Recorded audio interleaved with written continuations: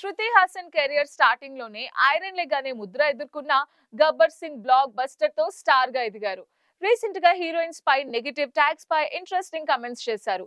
హీరోలకే లేని iron leg tag heroines కి ఎందుకు ఉంటుందని ప్రశ్నించారు.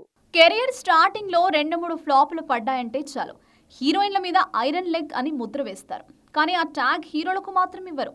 హీరోయిన్లే ఈ విషయంలో బాధితులుగా ఉంటారు. తర్వాత వాళ్లకు అవకాశాలు రావడం కష్టమవుతుంది. కమల్ హాసన్ తనయురాలు శృతి హాసన్ సైతం కెరియర్ ఆరంభంలో ఇదే ఇబ్బంది ఎదుర్కొంది.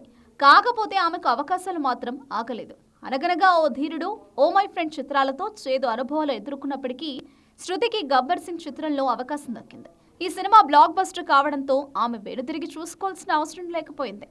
తర్వాత ఆమెను గోల్డెన్ లెగ్ అని కూడా అన్నారు. అయితే కెరీర్ ఆరంభంలో తన మీద వచ్చిన నెగిటివిటీ గురించి తాజాగా ఒక ఇంటర్వ్యూలో శృతి స్పందించింది. తన తొలి 2 చిత్రాల్లో హీరో ఒక్కరే అయినప్పటికీ ఐరన్ లెగ్ ముద్ర తనకు మాత్రమే ఆపాదించారని ఆమె వాపోయింది. కానీ పవన్ కళ్యాణ్, హరీష్ శంకర్ మాత్రం ఇదేమీ పట్టించుకోకుండా గబ్బర్ సింగ్ లో తనకు అవకాశం ఇచ్చారని, ఆ సినిమా పెద్ద హిట్ అవ్వడంతో తన కెరియర్ మారిపోయిందని శృతి చెప్పింది. తనకు ఐరన్ లెగ్ మాత్రమే కాదు, గోల్డెన్ లెగ్ అనే బిరుదు కూడా వద్దని, తాను ఒక మామూలు మనిషిని, నటిని అని ఆమె చెప్పింది.